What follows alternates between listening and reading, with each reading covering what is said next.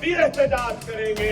اگر رامزادے فلاں-زادے کہہ کے ہم کو ماریں گے, گالی دیں گے, تب بھی ہم اپنی آواز کو بلند کریں گے.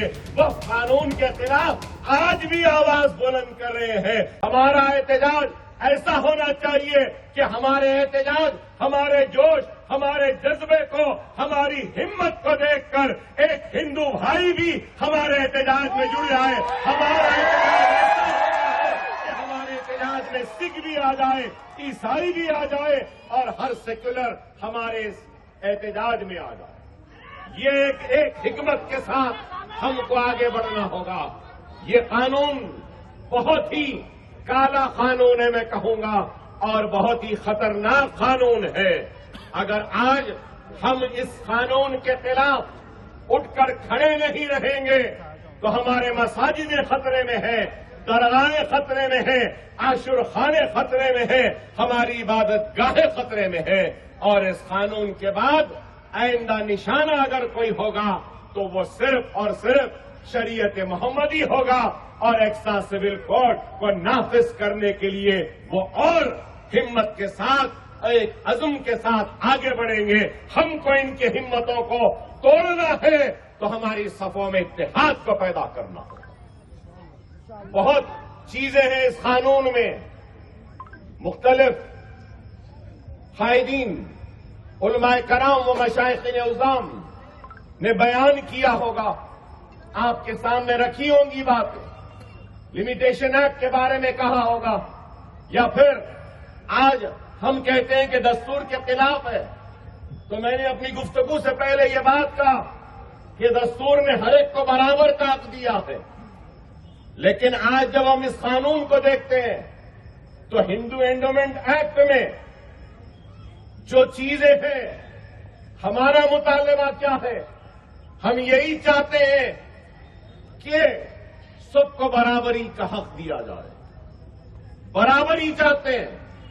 ہندو اینڈومنٹ ایکٹ میں کئی اختیارات ہیں, لیکن یہاں اس نئے قانون میں آپ بتائیے کہ ہندو اینڈومنٹ بورڈ میں مسلمان نہیں جا سکتا, لیکن وقف بورڈ میں ایک غیر مسلم بھی آ سکتا ہے.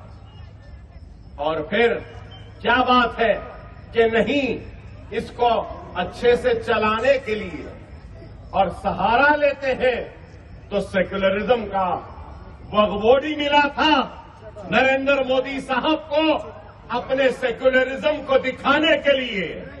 اگر سیکولرزم دکھانا تھا تو وہ حجاب کرنے والی بچی کو پڑھنے دیا ہوتا. سیکولرزم دکھانا تھا تو بیف کے نام پر مارنے پیٹنے والوں کو سزا دینا تھا.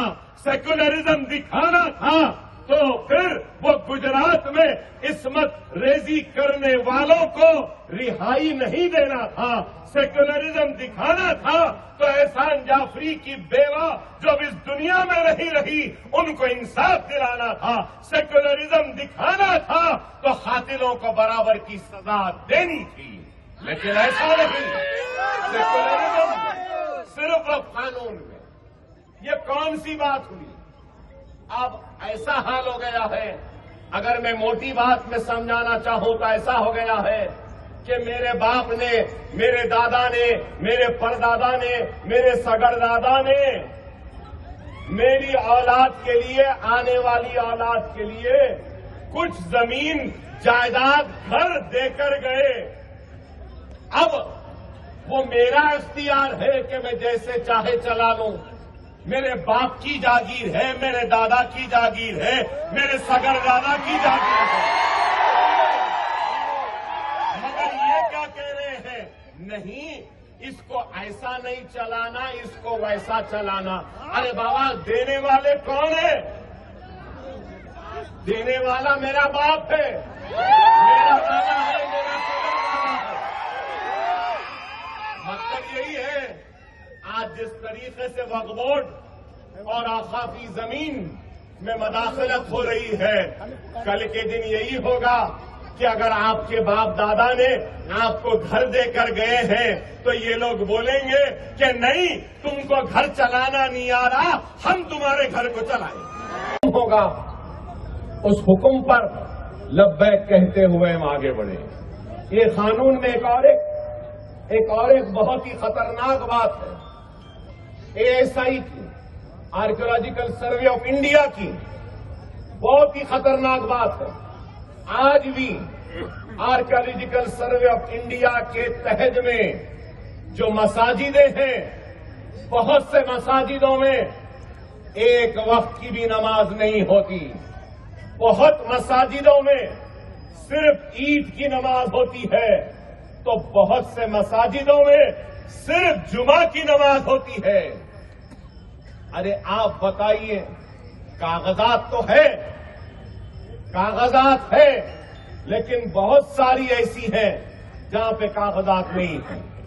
वक्फ बाय यूजर भी है, इसको भी क्या है हमारे कायदीन बयान करेंगे।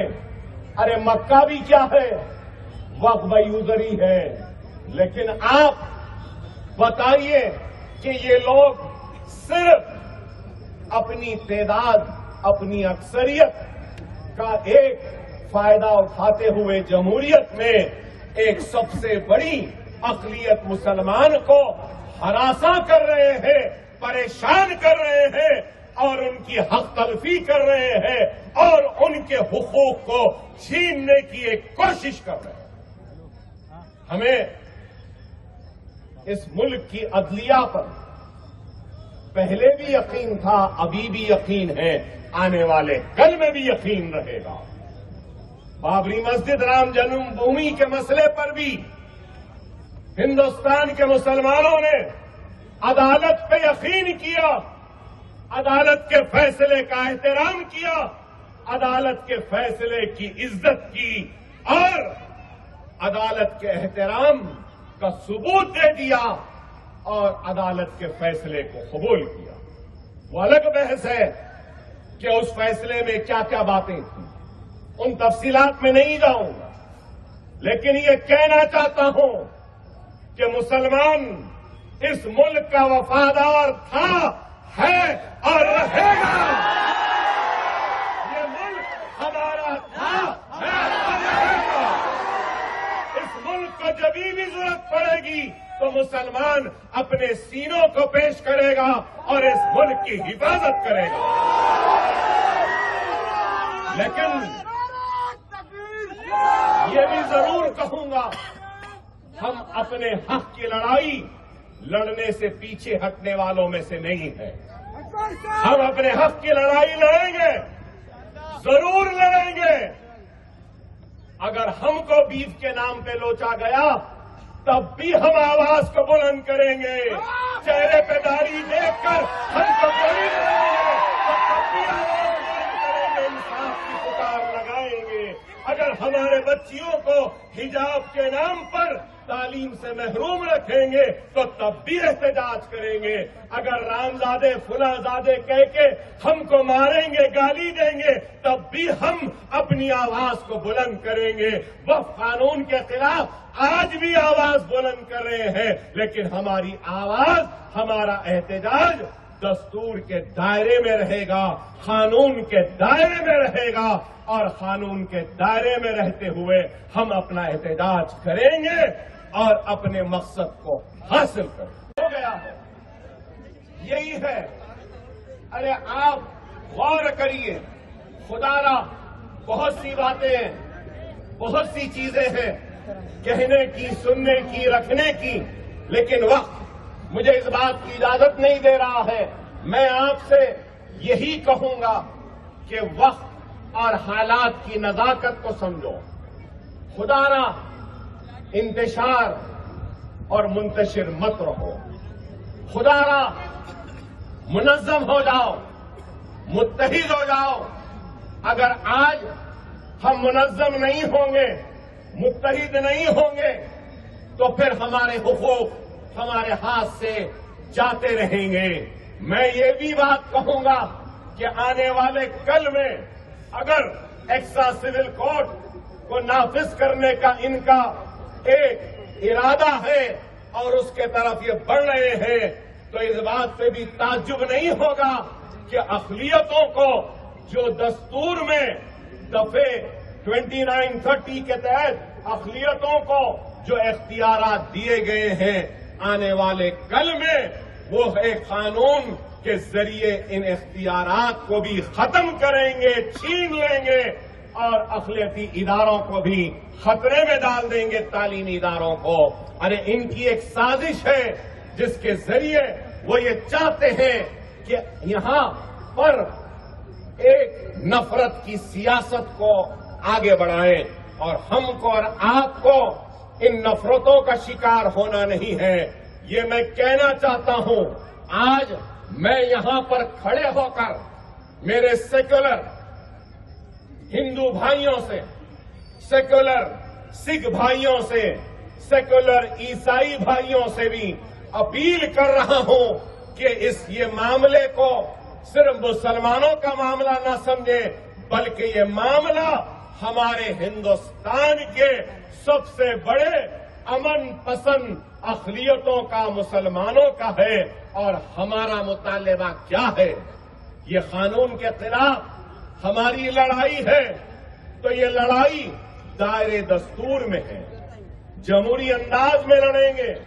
हम दस्तूर के दायरे में रहते हुए, कानून के दायरे में रहते हुए अपनी लड़ाई लड़ रहे हैं। और ये लड़ाई किसके लिए लड़ रहे हैं?